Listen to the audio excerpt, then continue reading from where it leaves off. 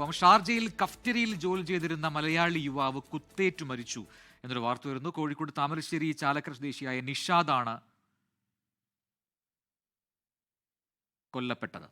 സംഭവത്തിൽ കരുവമ്പൊയിൽ സ്വദേശിയും സഹപ്രവർത്തകനുമായ ഷമീറിനെ police arrest ചെയ്തിട്ടുണ്ട്. വർഷ ഗിരീഷ് വിവരങ്ങൾ നൽകാനായി ചേരുകയാണ്. വർഷ, എന്താണ് സംഭവിച്ചത്? ഈ കൊലപാതകത്തിലേക്ക് നയിച്ച കാരണം എന്താണ്?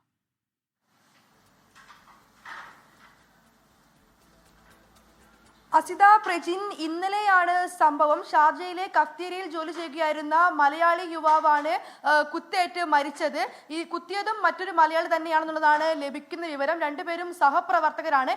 എന്താണ് ഈ ഒരു സംഭവത്തിലേക്ക് നയിച്ചത് എന്നുള്ള കാരണം ഇതുവരെ വ്യക്തമായിട്ടില്ല. ഈ മരണപ്പെട്ടത് ഡെലിവറി ബോയ് ആണ്. ഈ കുത്തിയത് ഒരു ജ്യൂസ് മേക്കറാണ്. എന്തായിരുന്നു ഇവർ തമ്മിലുള്ള പ്രശ്നം എന്നുള്ള കാര്യം ഇതുവരെ വ്യക്തമായിട്ടില്ല. സംഭവവുമായി ബന്ധപ്പെട്ട് കരുവമ്പൊയിൽ സ്വദേശിയായിട്ടുള്ള സഹപ്രവർത്തകനെ എന്തായാലും പോലീസ് അറസ്റ്റ് ചെയ്തിട്ടുണ്ട്. കൂടുതൽ അന്വേഷണങ്ങളെല്ലാം നടക്കുന്നു എന്നുള്ളതാണ് അറിയാൻ കഴിയുന്നത്.